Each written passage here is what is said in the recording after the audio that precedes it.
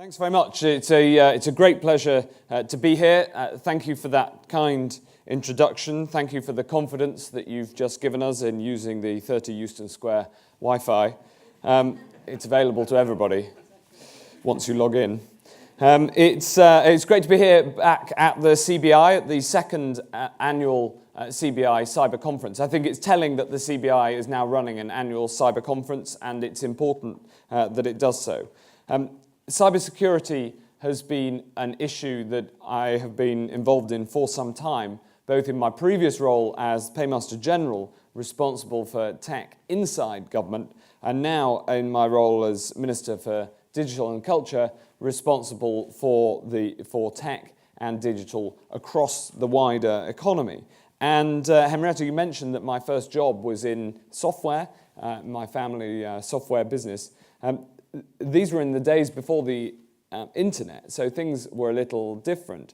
But I would say that you listed the speakers today saying that there were many, many business speakers, and you didn't, perhaps to be gentle to me, you didn't put "and a government minister." But this point is important, because ultimately cybersecurity is only something that can be done through partnership between business and government. You at the CBI represent a third of the private sector workforce, nearly 200,000 businesses, and you serve them by working in partnership with government. And keeping ourselves secure in the digital age is about working in partnership, because there are things that we can do and there are things that you can do, and it is vital that we understand each other's roles in that. I think it's worth taking some historical perspective. When I first worked in tech, we were just moving from the sort of quarter of a megabyte disks that were actually floppy to those 1.4 megabyte and over disks. The biggest desktop had a 30 megabyte storage, and few of them were connected to each other. When the CBI was founded, a bit before that, cybersecurity was hardly even a concept. The world's first 16-bit computer had only just gone on sale, and it was $28,000, and it was the size of a small car. It had 30 megabytes of storage, barely enough for a short video. And the progress has been inevitable, and this point is important. We must never put cybersecurity in a different box than the wide application of the internet. The phones in our pockets are now more powerful than the computers that took man to the moon. And each of us can connect to anywhere in the virtual world. And as everybody in this room, and I can say that confidently despite not having personally met you all, everybody in this room is connected a huge proportion of the time. And this is a good thing. Our lives are transformed positively by internet technology, and as is our business, the whole economy, and it enables creativity and innovation, and makes it easier to start a business, to find and connect customers. And the UK is the leader in online commerce. I find it striking that 4 out of 5 UK citizens bought something online last year. And if you think just 10 years ago, confidence in online retail was something that was brought into question, now it is deemed automatic that it is safe and secure. So we've always got to have that context, that cybersecurity is a challenge within a sphere of huge opportunity. But businesses are being attacked for their finances, for their intellectual property, for their customer data. 1 in 4 of all businesses experienced a cyber breach or attack in the past 12 months, according to our research. A quarter of large firms are hit at least once a month, and the impacts are not just on the cash flow, but and the costs, of course, can be enormous, but on brand and reputation, as I'm sure you can discuss with those who have been successfully breached. So, how are we going to protect our networks at home and abroad? I want to touch on a few areas. Firstly, what the government's doing. We're investing $1.9 billion in the protection of UK cyberspace. Since the first National Cybersecurity Strategy launched in 2011, a 5-year-long strategy, we've transformed the awareness of the cyber threat, Nearly half of top businesses now treat cyber as a top risk, up from 29% in 2014. And nearly 2/3 report on cybersecurity in their annual reports. Frankly, I want to meet the other third and ask why they don't. But there's more that we can do to get cyber ingrained into the business culture, not just in the IT department, as you said, not just in GCHQ when it comes to government, but at the top level around the board table, engaging staff at all levels. Because ultimately, a cyber risk is your data risk, and cybersecurity is an issue for business owners, for CEOs, for board members alike. And it should be managed just like any other corporate risk. As well as putting funding in, we've also set out clear guidance. Our 10 steps to cybersecurity shows an organisation of any size how you can take the steps that are deemed necessary. If you've never seen this guidance before, then have a look at it on the free Wi-Fi and make sure you use it. And then we also have the Cyber Essentials scheme. We're trying to make it as easy as possible for businesses to be safe online. And ultimately, the truth is this.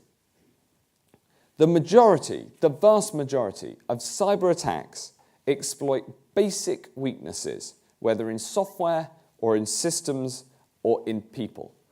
All organizations need good basic cybersecurity, and this can tackle the vast majority of attacks.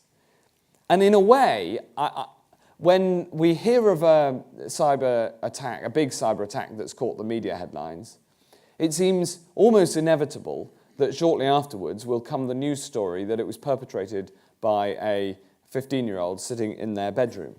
And my lesson from this is that it demonstrates how tackling the basics well can do a huge amount for our cyber security. There is research that shows that 9 out of 10 cyber attacks involve human failing, whether deliberate or more frequently inadvertent. And so it is getting the simple processes right that the Cyber Essentials scheme highlights that is the easiest way to solve the cyber security challenge. It shows how firms can protect themselves against the most common online threats. It's equivalent to putting your takings in the safe and locking the door at the office. And I think that every organisation that relies on the internet for business should have Cyber Essentials as a minimum. And in government, we're leading the way by requiring suppliers who handle our sensitive data to hold the Cyber Essentials certificate to try to make it the norm. And we encourage you to do the same. Every company in your supply chain that adopts Cyber Essentials in turn increases your security. And while many organisations, large and small, have adopted the scheme, there's a long way to go before it is widely used across the economy. So I urge all organisations to look carefully at it and sign up.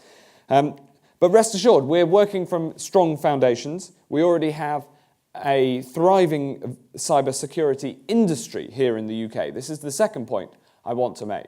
While cyber is a threat to almost all businesses, it's also an opportunity for those who make their money from protecting others. Latest figures show that the sector grew from 17.6 billion in 2014 to almost 22 billion last year. And our cybersecurity exports have also grown up to just under 2 billion, up a quarter since 2014.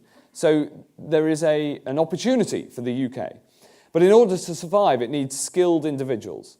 And 86% of IT managers report that there's currently a shortage. Again, this is an area for partnership between business and the government.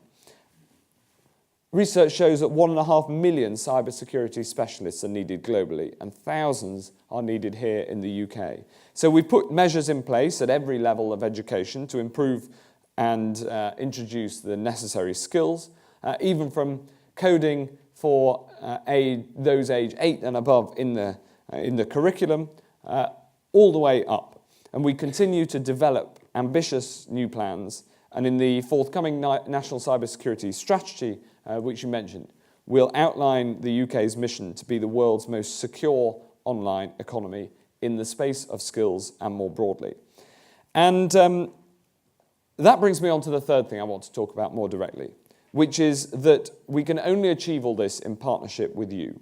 On my first full day in this job, I chaired the Cyber Growth Partnership, which is a joint initiative between industry and government to promote cybersecurity.